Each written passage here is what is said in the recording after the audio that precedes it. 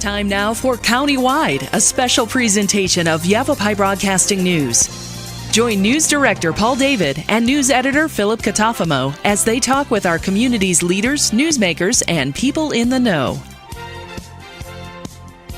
You'll hear about the hot topics in Yavapai County that affect all our lives. And now here's today's Countywide. Welcome to Countywide. I'm Paul David. As always, it is great to have you in studio with us today. We are sitting down with the newly elected Sheriff of Yavapai County, Dave Rhodes. Welcome to studio, Sheriff. Thank you very much, Paul. Let me ask you that. How does that sound, being called Sheriff? It sounds good. It's a little bit surreal. I have worked at the agency and, at the Sheriff's Office for 27 years, and the Sheriff was always the central figure, and just a lot of respect for the position. So to be the Sheriff is very humbling. I'm very honored to do it. So let's start with your background. I know a lot of us know who you are because, as you just mentioned, you've been with the Sheriff's Office now is it the Sheriff's Office for 27 years? Yes. Sheriff's Office alone. Okay, so give us some of your background because you've gone through, I think, just about all the jobs they have there, haven't you? I have, yeah. I started there when I actually started as a volunteer, a reserve deputy when I was 18 years old. Became a full-time deputy, went to the academy, which was back in those days was down in Tucson when I was 20. And wasn't even old enough to buy my own gun. They had to go buy it for me. We didn't issue them back in those days. Oh, wow. And came out and I worked for in patrol for about 4 years. I was down in the Mare, Black Canyon area, and Verde Valley area. Field training, promoted up to patrol sergeant. I got into investigations. I worked in there for a long time. Worked over in as the patrol commander or the law enforcement commander for the agency. Went to the FBI Academy in 2011, and that was a fantastic experience. Then in 2013, I was appointed as the jail commander by Sheriff Masher, and I'd never worked in the jail, and I was surprised that was going to happen, and I thought, my gosh, what have I done to get this, but that really turned into one of the biggest blessings in my career.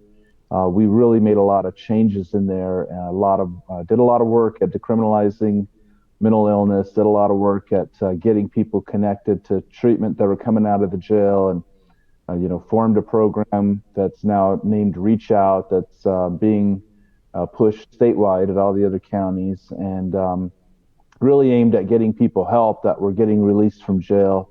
Tried to get the recidivism rate down and had a lot of success with that. Dropped the recidivism rate all the way down to 16% from 38%. Wow. Okay. And then I became the chief deputy. Was appointed as chief deputy in 2016, and Sheriff Masher told me, I'm not gonna about a year and a half ago, that he wasn't going to run for sheriff again. He wanted to retire, and asked me if I would be willing to do it and that he would support me.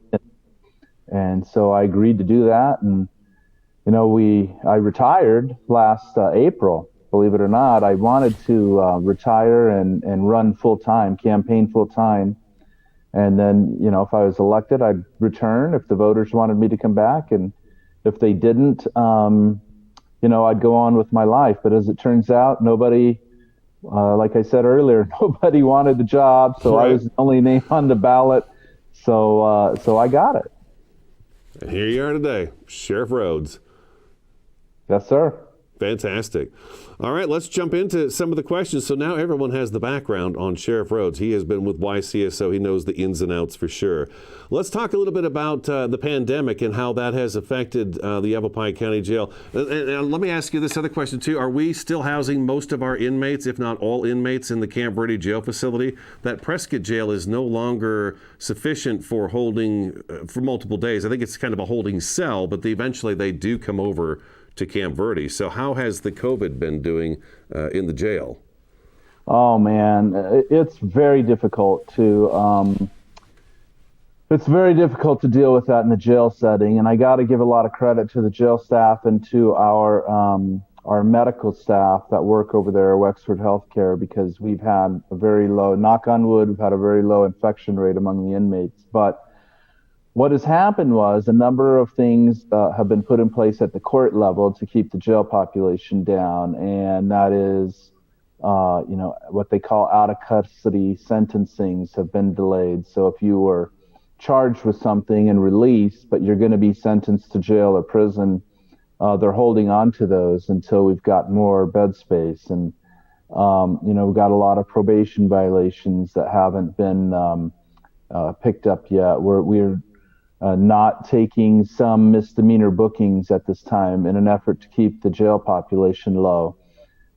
We had to break the jail up into 4 segments so that we could quarantine people coming in for 14 days at a time before they got over into jail, over into general population.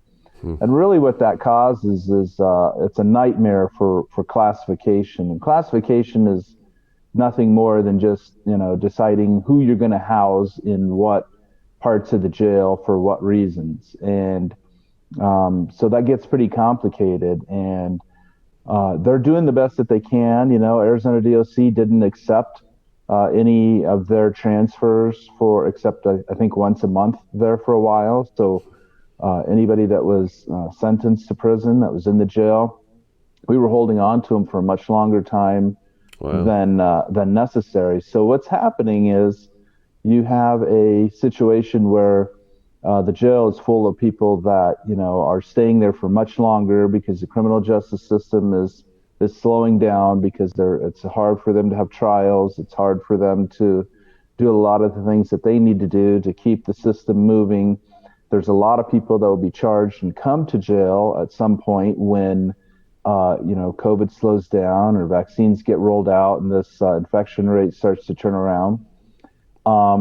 And you're right, there's nobody being housed in the Prescott jail. It's not an adequate facility to house anybody. In fact, it's under construction now to be the old Prescott jail is being renovated into office space and some other uses for the county because the new jail in Prescott is under construction. Right, exactly. So that has got to be a difficult thing. I think people might not realize just in the jail, you can't just throw everybody in together and just say, there you are, you're all criminals, you're in there.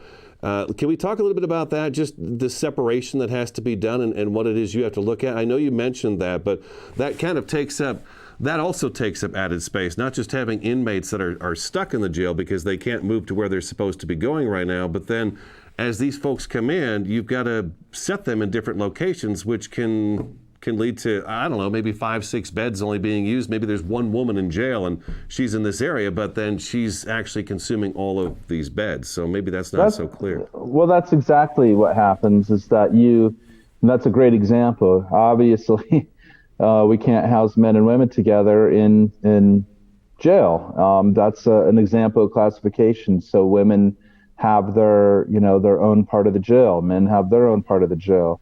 About 75% of the population is men.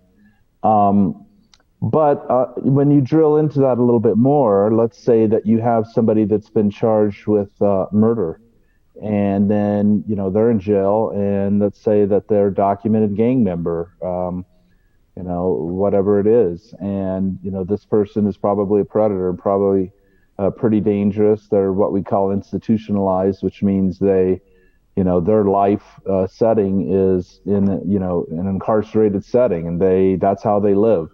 And then if you have, let's say, somebody's 20-year-old son who makes a stupid mistake and is caught doing something they shouldn't do, shoplifting or theft, or maybe it's some kind of drug use or something, and they get arrested and they come to the jail, we're not going to put those two people together, because we're looking out for the safety and security of the facility.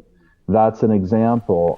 We have people that are, sex offenders are generally their own classification. They don't do well with the rest of the jail population. The internal jail politics is something that we have to, among the inmates, that we have to keep in mind when we're when we're housing people, and you have to keep on top of that. And it really comes down to the safety of the facility. We saw and we've seen in the past, when you have people that you don't have a good classification process, or you don't have adequate space to house people, things can get pretty violent and pretty chaotic very quick. Okay. All right. Let's take our first break. Yavapai County Sheriff Dave Rhodes in studio today, newly elected. Website for the Yavapai County Sheriff's Office is ycsoaz.gov. Stick around. Countywide back in just a couple minutes.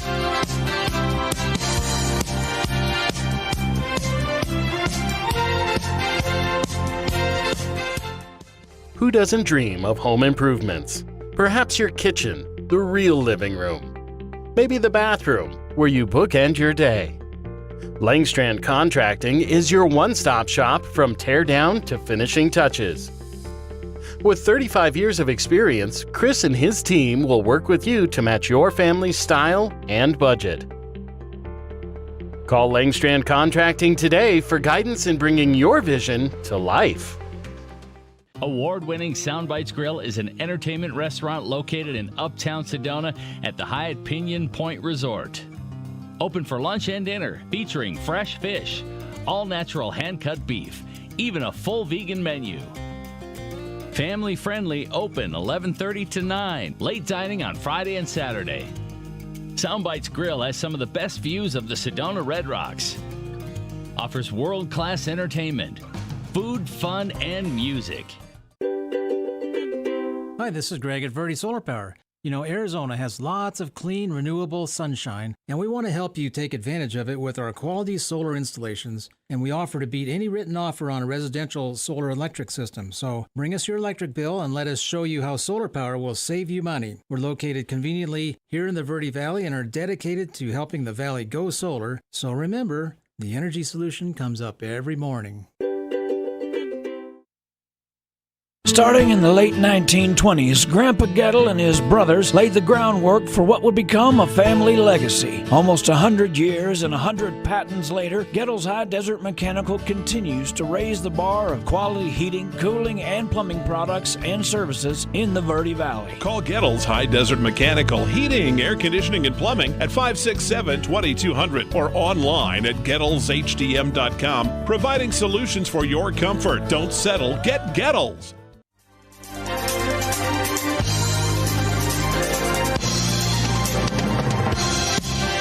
Welcome back to Countywide. We are sitting down with newly elected Yavapai County Sheriff Dave Rhodes. Their website, ycsoaz.gov. We've talked about COVID in the jail in general. Now, there's the new jail. The sheriff did bring up the fact that we've got a new jail being built over in Prescott. And can you tell us a little bit about what that means for Yavapai County? I know it's extremely important because we used to have the Prescott jail, but now everyone has to be transported back and forth from Camp Verde over to the courthouse in Town Square there in Prescott, which is, just for me, thinking about that, wear and tear on vehicles, and these are the minor things, wear and tear on vehicles, cost of gas.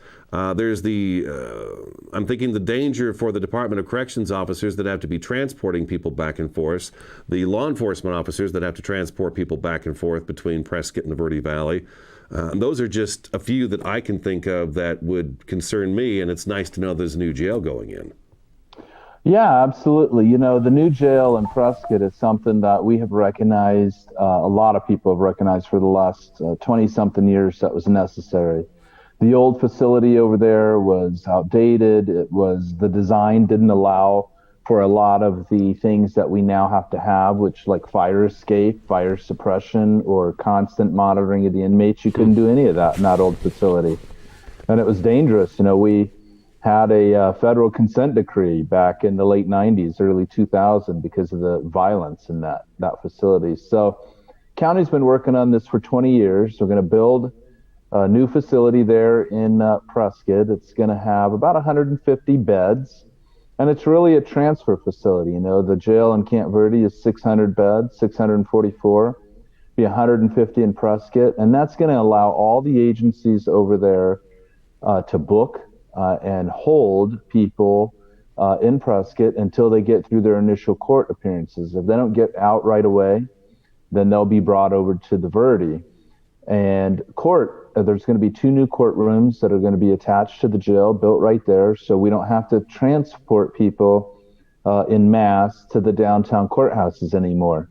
So what this is going to do is allow us to avoid transporting, 200, 250 people, inmates per week back and forth from Camp Verde at a cost of about $2 million a year. And so that's one cool thing about it. Adding needed court space is another necessity. But probably the best feature about this new facility is that there's going to be a reentry center built right next door to it.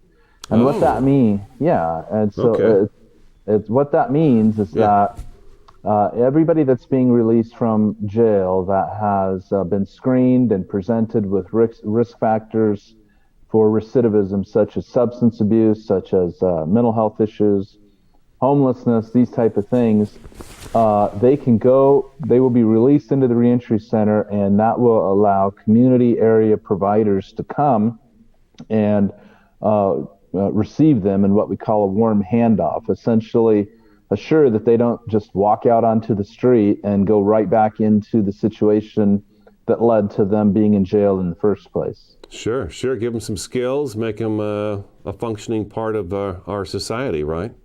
Absolutely. Well, you look, accountability with opportunity, I think, is one of the most important things that we need to focus on in the criminal justice system. If you break the law, you have to be held accountable, but there's what are our reasonable expectations that this won't happen again? And we need to be investing right there at that very first point, that very first contact with the criminal justice system to try to prevent that. Turn those lives around. Make them productive. It makes sense. Now, MatForce has the reentry program. Is it not MatForce that's kind of in charge of the reentry program? Because I know we get press releases from them. They're looking for volunteers that want to help these folks as they come out of jail to get on their feet and become productive. Yeah, absolutely. We work in conjunction with MatForce and their reentry program. That is a volunteer project that is run by MatForce. It's long-term community coaching, and they're volunteer coaches that we connect people who are being released from jail and prison with to try to help them with everything from filling out resumes, getting their driver's license restored, or being where they need to be, or a lot of them have personal legal issues related to child custody or whatever it is. That's what they do.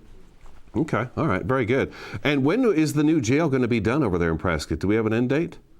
Well, they said the fall of 2022, and so about 20 months from now, I'm guessing. Yeah, a little more than a year away. It'll be done and ready to go. Okay. Yeah. Do we have in a minute? Can you tell me? Do we have jail crowding right now, and is it a concern? It is a concern because the population is not moving out very quickly. And so even though the population's hovering around 500, which is manageable, we're having to account for COVID, which we need more space for that. But B, the criminal justice system is so incredibly slow because of the pandemic that, people are coming in faster than they're leaving. Unfortunate. All right, let's take our second break. Yavapai County Sheriff Dave Rhodes in studio with us today. YCSOAZ.gov is the website for everything about the Yavapai County Sheriff's Office. Stick around, Countywide. We'll be back in just a couple minutes.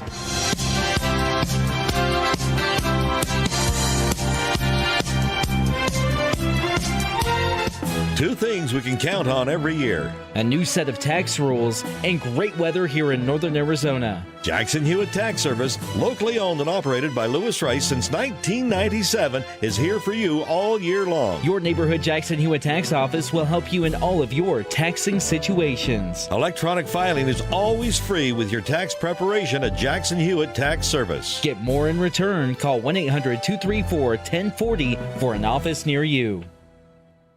The EPA says C&B Construction ranks in the top 1% nationally. C&B Construction invites you to see what energy efficiency and indoor air quality can be. We have won another Department of Energy Innovation Award, and C&B Construction is the only contractor in the country to win 6 consecutive EPA Indoor Air Plus awards. Experience our zero-energy, move-in ready homes at Crossroads at Mingus. C&B Construction, locally respected, nationally recognized. Find out more at candbhomes.com. Been hearing about the crazy benefits of CBD? Find out how CBD can help you at Sedona's #1 resource, CBD Sedona. Come in for a free consultation and let our trained medical staff help you find the perfect product for you. Pain-relieving salves, full-spectrum oils, CBD skincare, bath bombs, and even CBD for your pets. Come on by CBD Sedona today. Terrifying jobs, high-flying linemen, take 3. Josh, this is an absolutely terrifying job. Why do you do it? It's a very demanding job, but very rewarding and exciting. How much energy are you actually working with up there? 500,000 volts of electricity. It's definitely not my line of work. Does anything shock you? Yeah, distracted drivers terrify me.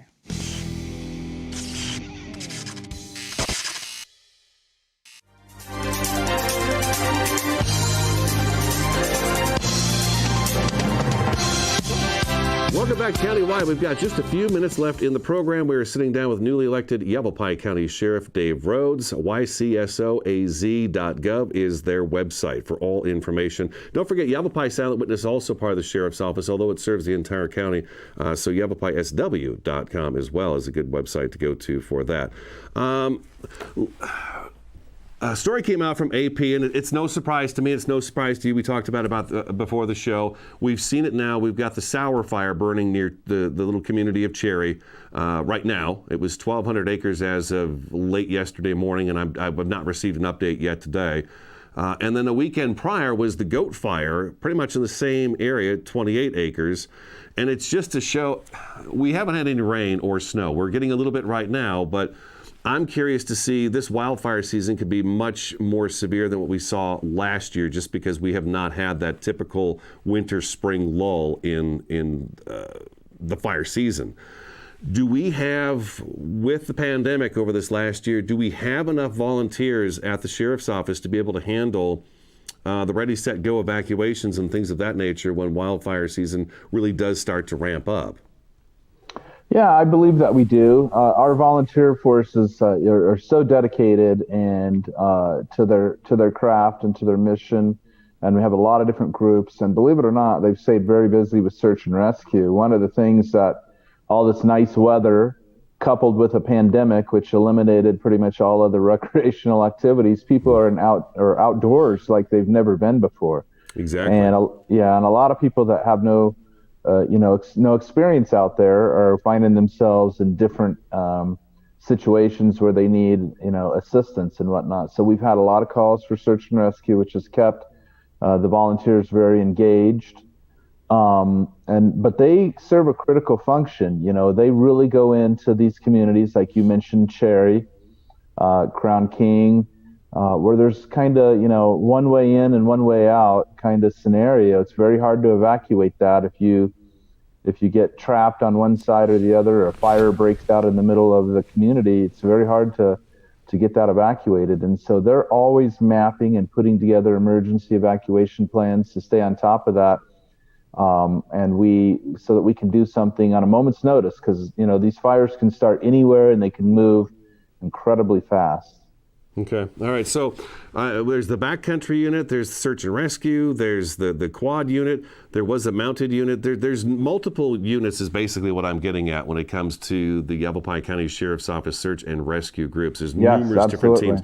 Yeah, so if anybody wants to volunteer, I would highly recommend going to the Yavapai County Sheriff's Office website and just poking around in there and find out what you need to know to get oriented in it and then get started on it. We've done numerous shows on that in the past too, which I'm sure you could find on our Verde Valley TV, and if you search through those, you can find out more information on that as well. Real quick, we've got about a minute left. How important will it be for you to make your presence known or build relationships with the other sheriffs in the state? Well, that's incredibly important, and we have an association, Arizona Sheriff's Association, and we work together to so that people understand what the role of the sheriff is in Arizona and nationally. We work together on legislative priorities, look out for laws that infringe on people's constitutional rights, take opposition to those, lobby against those. And just overall support each other in a lot of different ways, nonpartisan ways. Constitutional law enforcement, and all of these functions that we do, are not partisan. We all need to, so we all need to work together. And there's, I think, 4 or 5 new sheriffs this year, so I'm still working on building relationships with them. But I know a lot of the other ones pretty well because I've been working with them for a long time. All right, Sheriff, thank you very much for being here with us today. Yavapai County Sheriff Dave Rhodes. Again, the website, ycsoaz.gov. As always, we thank you for watching and listening, and we'll talk to you again next time.